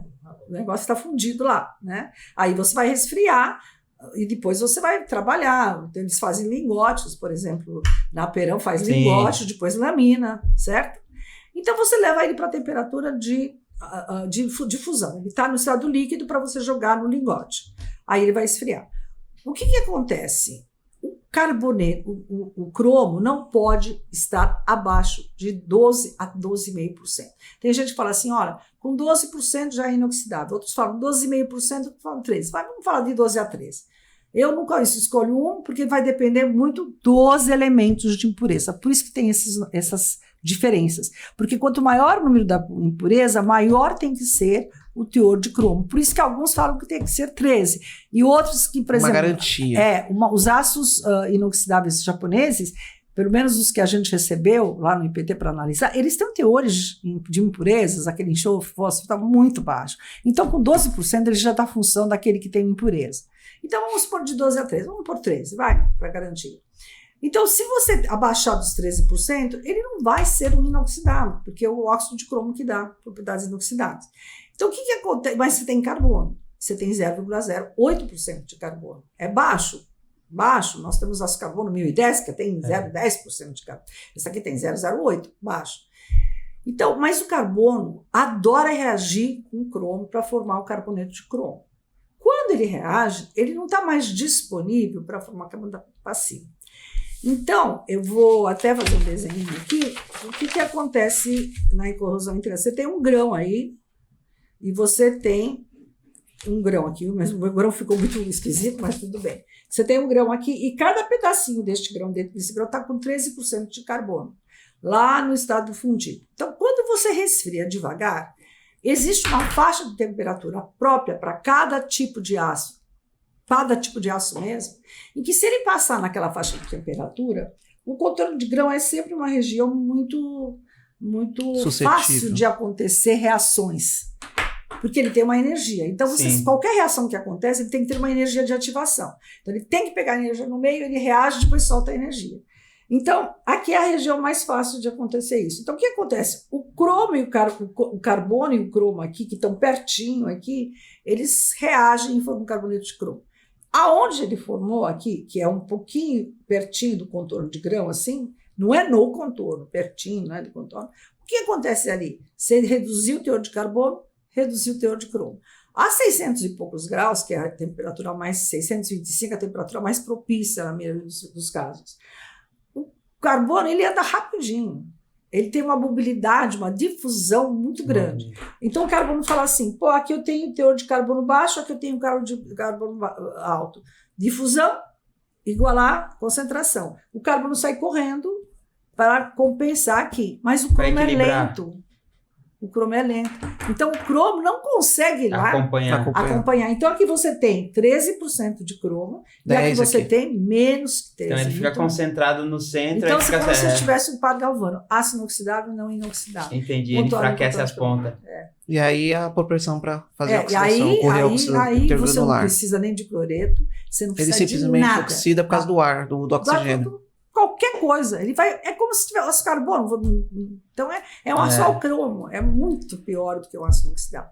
Então, isso daqui é da fábrica. Então, o cara, quando ele faz um resfriamento bem rápido para que não haja passagem por essa faixa de temperatura. Então, a gente fala que foi solubilizado, ele levantou e tchum.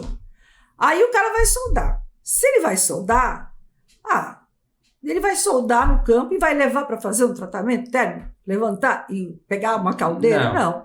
Então, você tem que usar um aço com baixíssimo teor de carbono. Já considerando a aplicação, o que vai ser feito nela. Então, a gente fala que são soldáveis. Então, você tem aço inoxidável 304, normal, 0,08% máximo de carbono, e aço inoxidável baixo cromo, que é baixo carbono, que é low carbon, do L, 304. Que é específico para solda, porque na solda ali pode ocorrer ocorre com muita frequência. Né? Aqui você tem aqui zona térmica afetada. Aqui tem temperatura ambiente, vai passar pelo 625. Na realidade, não é cravado 625, é uma faixa de temperatura. A gente fala para questões por isso que tem que ter os gases de proteção, tudo isso. Inclusive num corte a laser também, precisa ter o gás de proteção, no caso é o nitrogênio, tudo isso daí. Aí o gás de proteção é outra coisa. Então já explica para nós. Vocês estão tendo a oportunidade de ter aula como se fosse na USP. Não é qualquer coisa, aí, não. É como se fosse na USP aqui. É uma aula, estamos aprendendo aqui. O gás de proteção é o seguinte, quando você solda, você tem umidade no ar. Então, quando você você aquece a água ali, faz uma coisa, você pode desmembrar você pode transformar água em hidrogênio. H atômico, ou seja, aí você tem quando ele forma H atômico, ele entra no material.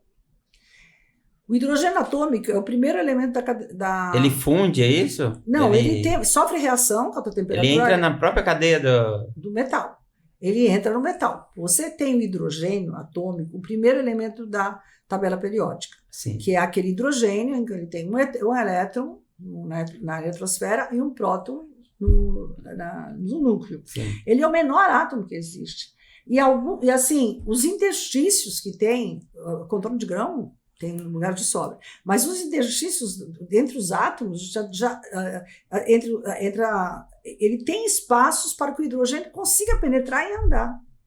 Porque ele é pequenininho. Entendi. Entendeu? Aí ele anda e tem lá uma inclusão, um vazio, um contorno de grão mais favorável, ele fica lá. Aí vem um outro. E por isso que endurece, então, doutora? Quando você solda aquela região... Não, ali não, ali é martensina, ali é outra coisa. É outra coisa. Calma. Então ali ele fica lá, então você não pode fazer uma solda úmida, porque se você fazer uma solda em qualquer metal, você vai formar hidrogênio, e o hidrogênio vai entrar no seu aço, seja carbono, seja nuclear, vai ficar aprisionado em algumas regiões, e vai ser vem outro, fica um monte lá, ou ele reage com o metal, ou ele forma gás hidrogênio e pá! Estoura. Quebra. Não, ele faz pressão. Essa causa tensão. Essa tensão associada à tensão de trabalho quebra. Entendi. É onde quebra a solda. Muda a característica, né? Para aplicação. Que aula, hein, Jonatas? E tudo isso daí impacta no PIB, né? O negócio de corrosão é tão importante que os países, eles têm mais ou menos 4% do PIB de um país. É perda de corrosão por não aplicação dos conhecimentos já desenvolvidos. Tá vendo? A senhora tem número aí na mente que você consegue falar? Tem, né? É 4%. O pessoal, eu não sou boa em números, só em... imagina se fosse. É 4% do PIB. No Brasil pode se considerar 4% do PIB. 4% do quanto PIB. Que é o PIB? Eu acho que tem aqui algum lugar anotado, né? Eu fiz uma colinha, gente, aqui, porque para conversar com a mulher aqui tem que ter cola. Não tem nada disso, não. Eu não decoro 4%. 4%, mas quando é do PIB do Brasil... 4% do PIB do Brasil em 2015 foi de 236 bilhões. Bilhões. É isso mesmo. O livro do Purber, já ouviram falar do Purber? Já ouvi falar. Ele é o meu ícone, é o máximo na área de corrosão. Ele é um cara que fez uns diagramas de Purber. Ele é um cara, ele já morreu, o filho dele está... Eu visitei o laboratório dele lá na Bélgica e quem me recebeu foi o filho dele. O Purber, ele tem um livro chamado Lições de Eletroquímica. É fantástico o livro dele. Ele realmente é o cara que eu mais admiro na área de corrosão, sem dúvida nenhuma. Então você indicaria para quem queira conhecer um pouco mais também... Lê Purber. Além da doutora Zefir, lê Purber. Purber 10-0, Zefir. Então, o que ele escreveu no prefácio do livro dele em 1900, acho que foi 36, antes de 1950, eu sou ruim de tudo, antes de 1950. Era uma exposição de corrosão. Ele escreveu na estante que ele estava, da empresa que ele estava, um quadro escrito assim: enquanto você lê isso, olha, gente, antes de 1950, onde não tínhamos tantos carros assim, enquanto você lê isso, 760 quilos de aço estão sendo corroídos. Eita, lasqueira.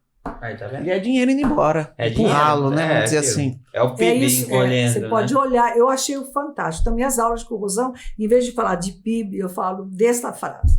Enquanto você lê isso, 760 quilos de aço estão sendo Por isso corroídos. que é importante a aplicação correta. E o inox entra com essa importância na aplicação correta. Senão, vai entrar nesse meio aí dos 700 Exatamente. que vai embora. Você tem uma gama enorme de inox. Aliás, é muito grande, né, de inox que você tem. Você pega uma norma de aço inoxidável, nossa, você tem 304, não sei o que lá, não sei o que lá, não sei o que lá, tem essa, o cromo, o manganês, tem um monte. Cada um deles tem a sua aplicabilidade. E a literatura está aqui. Se ele está lá, é porque as pessoas já usaram, já aplicaram alguma coisa, já fizeram. Então você pega a sua aplicação, se a pessoa não sabe, pede para alguém fazer a pesquisa, você vai chegar lá. Então você consegue fazer a aplicação correta usando o inox correto. Agora, eu não sei se o 200, eu não sei, porque eu já fiz projeto com aço inoxidável em concreto. E na época estavam discutindo usar o Linduplex. Então a gente fez o Linduplex 304, 316. 304 bate de longe, 316 bate de longe e o Lindo depois dava até. Os três são fantásticos. Né? Então, mas eu não sei se a série 200 é. Eu nunca fiz, entendeu? Então, talvez, ou série 400, também não sei. Nunca fizeram. Fica aí as empresas, né? Se quiserem desenvolver um estudo, procure o IPT. Então, pode, porque, veja bem, se você fizer, que nem o pessoal do Peer Progresso, eles têm lá, se vocês entrarem no site Peer Progresso, você vai achar um lugar onde eles fizeram um cálculo da manutenção. A manutenção é irrisória. E do lado eles têm se cálculo, pagou, não se pagou, não? Nossa, de longe.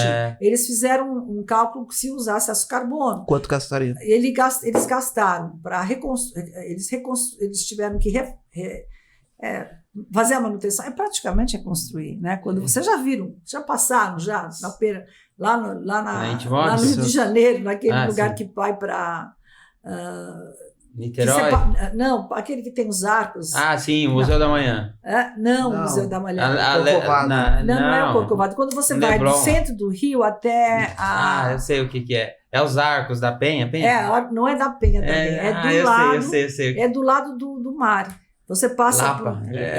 Lapa é no centro da cidade. A gente tá ruim de negócio. Eu esqueci. Bastante, você vai para tem a zona de gente rica lá no Rio, que é lá. Sim, por isso que a gente não sabe. A Barra, isso. Você vai do centro para a Barra. Aí você passa para os 2 túneis lá e você vê o mar através de água. Aquilo lá está tudo tão corroído. Aquilo é tão corroído. Se fosse nós, aquilo lá não precisa de manutenção, entendeu? Então, quando que você vai usar o inox? Você vai usar inox no centro da cidade de São Paulo? Não. Não vai usar porque... exposto a intempéries. Aí você pode colocar algum tipo de... Aí sim, eu faço algum tipo de concreto, eu faço uma pintura, eu faço um revestimento para evitar que o CO2 acidifique. Mas lá, você não vai fazer isso, você vai fazer em um lugar onde você, para fazer manutenção, primeiro representa perigo. Para fazer manutenção é difícil, você tem que interditar toda aquela área.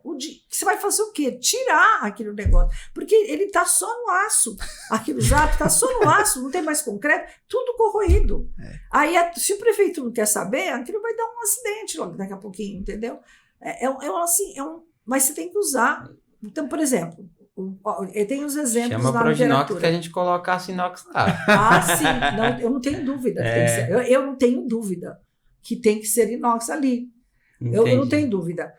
Tem alguns sites que você visita, quando é que se usou aço inoxidável? Então, por exemplo, tem um exemplo nos Estados Unidos muito interessante. Eles são 2 cidades separadas por um vale. E eles queriam colocar uma ponte lá, um viaduto. Uma passarela, viaduto. Um viaduto, porque ponte é quando passa água embaixo, eu aprendi. Não sei se passa por rio, né? Então, eles queriam colocar. Só que o governo federal deu o dinheiro para construir isso. Então, o governo falou que vai dar. Então, eles começaram, os prefeitos se juntaram, e eles pensaram, como que a gente vai construir? Se construir isso de aço carbono, vai chegar uma época que vai ter que fazer a manutenção. E aí? As 2 cidades, se for os 2 prefeitos conscientes, vão dividir os gastos. E se não forem? Alguém vai ter que bancar. Vai dar uma briga, né? Fizeram de aço inoxidável. Pronto. Não vão fazer nunca manutenção. Não vão fazer nunca, porque nem perto do mar é. Então, às vezes, até politicamente, nesse caso foi politicamente, o governo federal deu, e aí a pessoa, e aí? E se o negócio estiver corroído todinho, como é que a gente vai fazer? Porque vai carbonatar. Ali não tinha cloreto, mas vai carbonatar, certo? E vai chegar uma hora que vai, como a gente tem no centro de São Paulo, a gente enxerga coisas. E isso que é importante também, Jonatas, quem está estudando também arquitetura, engenharia, fazer a correta especificação do material que vai ser utilizado. Sabe por que não se utiliza muito inox? Porque falta também conhecimento de quem está fazendo o projeto, ou seja, o arquiteto ou o engenheiro, para poder colocar o material. Então, ele vai no que já existiu no passado. Então, como o aço inox é novo, vamos dizer assim, né?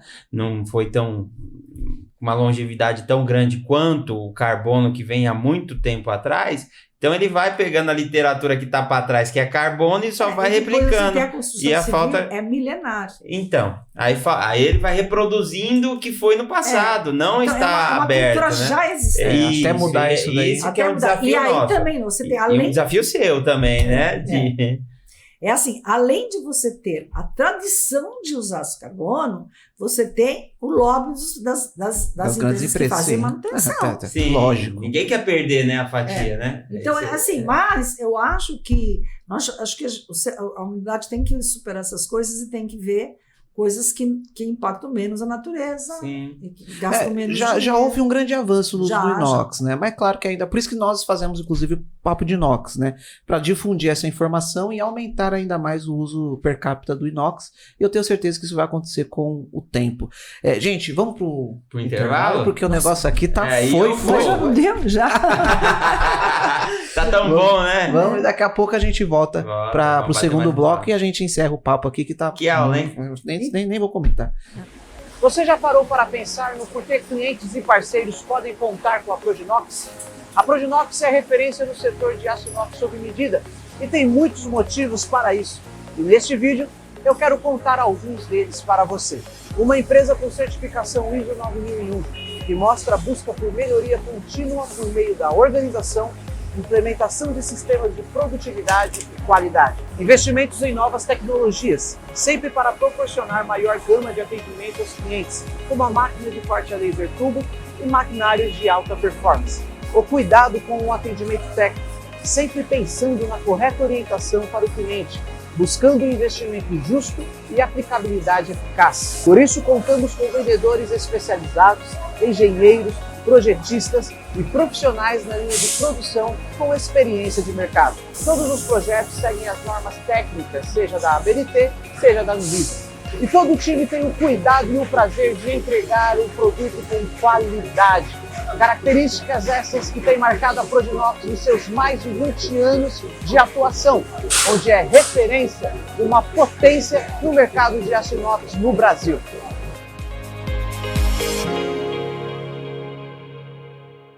É isso aí, pessoal. Estamos de volta aqui no segundo bloco. Uma conversa interessantíssima com a doutora Zefir, ali do IPT, né, professora também da USP. Enfim, um currículo invejável. E para a gente finalizar, porque a gente estendeu o primeiro bloco ali, porque ela começa a dar uma aula e a gente só escuta e aprende, né?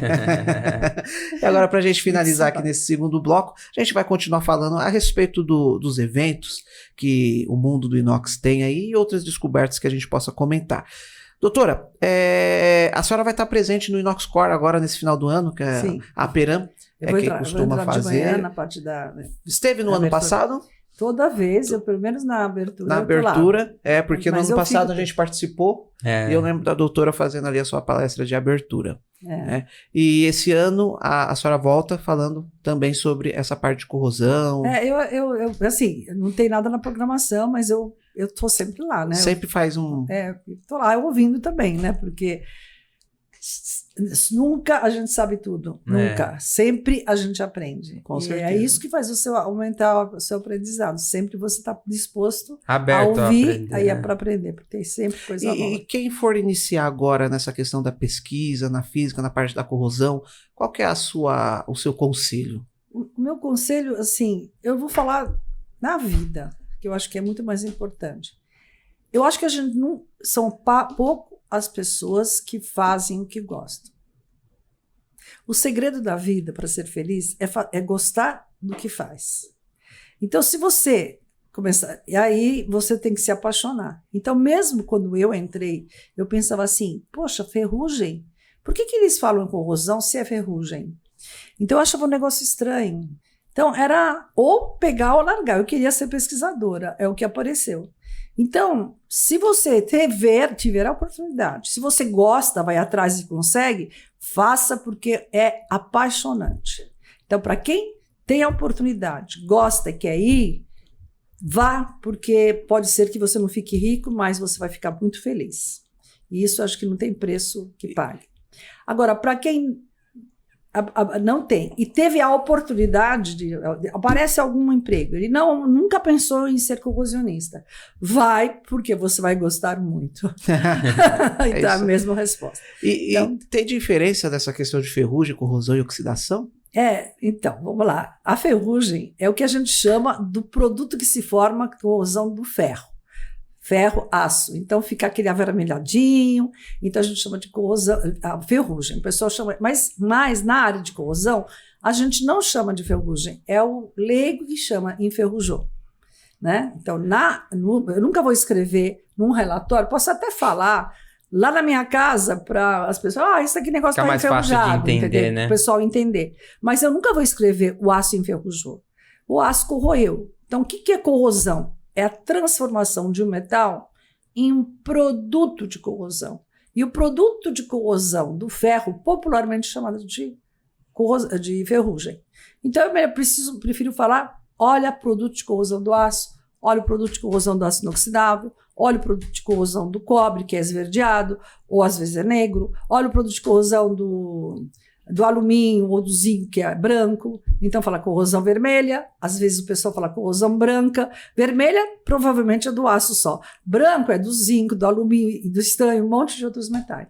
Então essa eu nem sabia. Então a palavra certa é corrosão. A palavra oxidação é um termo genérico da química, que significa você perdeu elétrons. Você perde elétrons. Então, você tem ou ganha elétrons, ou seja, no caso da oxidação, perde elétrons, no caso de redução, é ganhar elétrons. Então, quimicamente, se a gente pensar na química, ciência, oxidação é perda de elétrons, uma reação em que, por exemplo, o ferro 2+, passa para ferro 3+, e perde um elétron. O ferro passa para ferro 2+, é porque ele perdeu 2 elétrons. Mas isso é uma contaminação? O que provoca isso? O que provoca isso é porque você tem o seu meio e você tem o metal. A hora que você colocar o metal no meio, aparece uma diferença de potencial entre o metal e o meio. Essa diferença de potencial natural que faz ele se balancear isso ou não? Não é isso. Perde? Porque perde assim, você tem um estado de mais baixa energia. Então você tem a termodinâmica diz que as coisas andam para o estado mais baixo de energia e para o maior caos. Então, segundo a terceira lei da termodinâmica.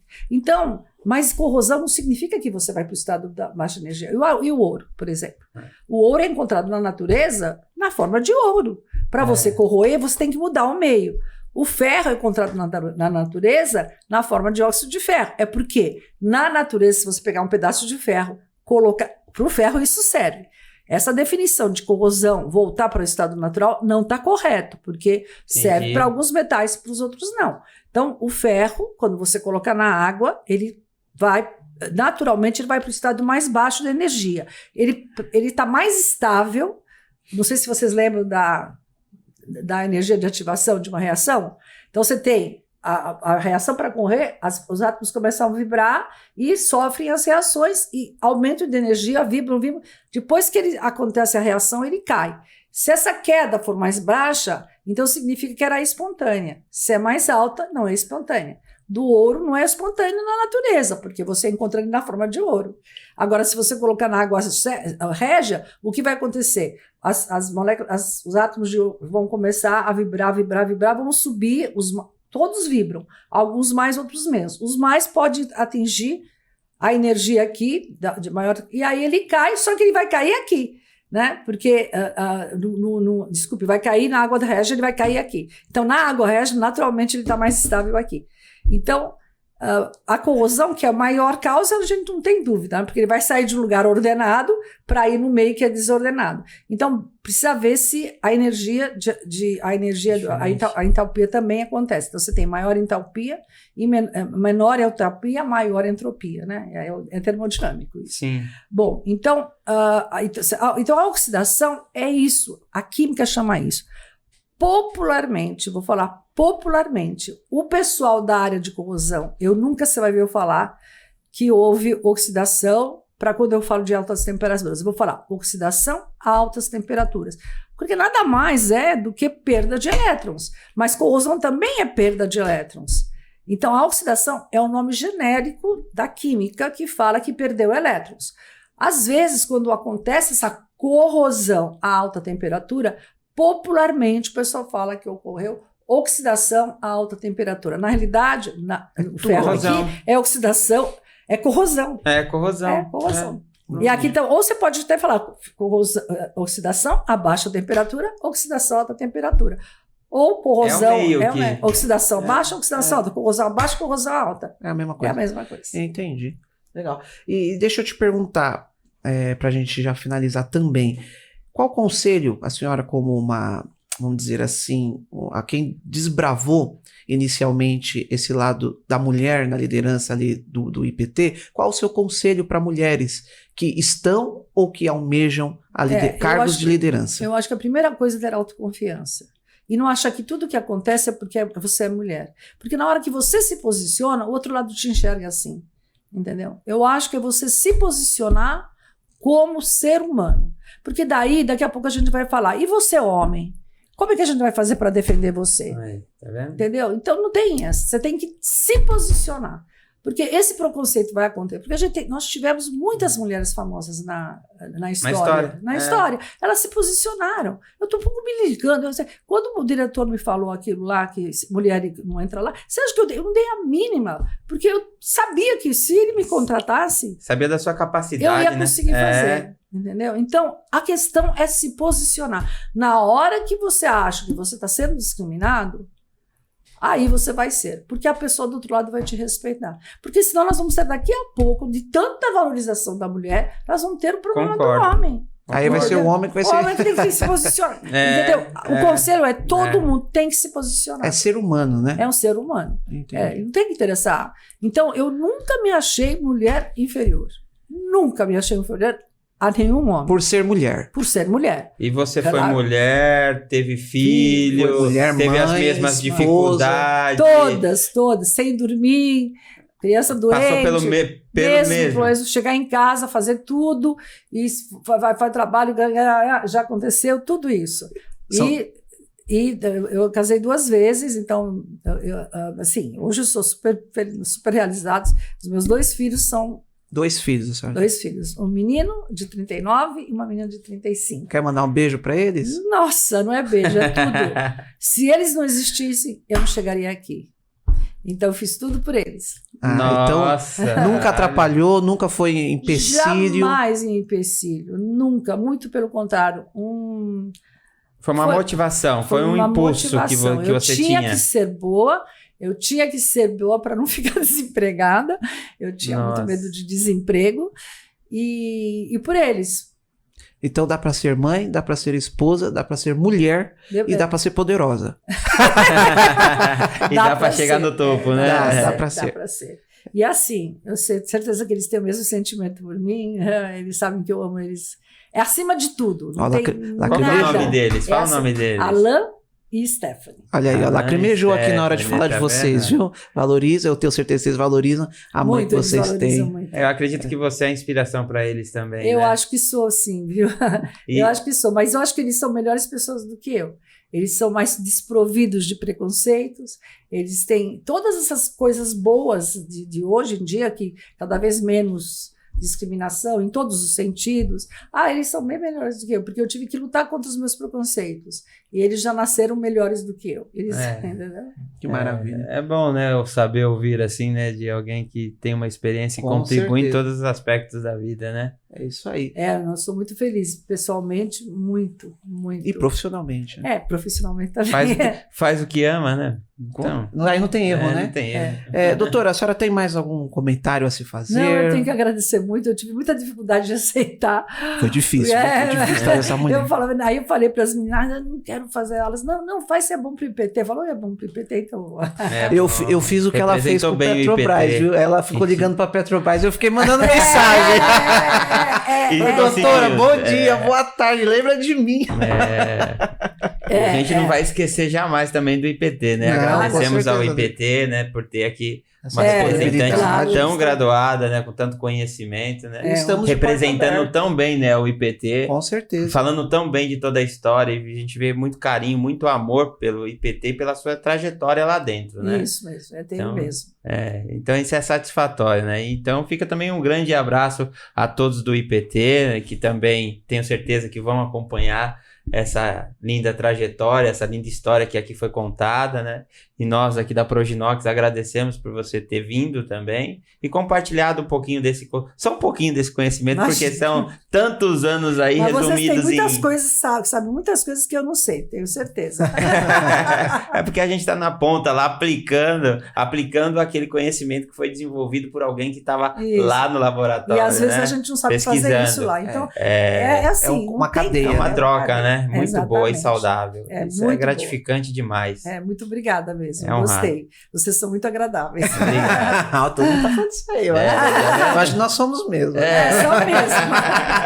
É isso Bacana. aí. É isso aí, pessoal. Mais uma vez, muito obrigado aí por vocês que acompanharam e continuem acompanhando o Papo de Inox. E volto a dizer, se você quer ter a sua marca exposta aqui com a gente, com nomes, personalidades aí do mundo do inox, do empreendedorismo e da liderança no Brasil, apoie o Papo de Inox, nos procure, porque eu tenho certeza que você terá o seu resultado esperado aí. Coloca aí, ó, aqui embaixo, aqui, ó, para vocês acompanharem, ligarem, entrarem em contato para que a gente possa também trazer você ou colocar a tua marca aqui, que vai ser importante para a tua empresa, vai ser importante para o teu negócio. E como sempre a gente faz, ô Jonatas, além de falar curte, comenta e compartilha, o que mais que a gente faz? Pensou Inox? Pensou Proginox. É isso aí. Até a próxima.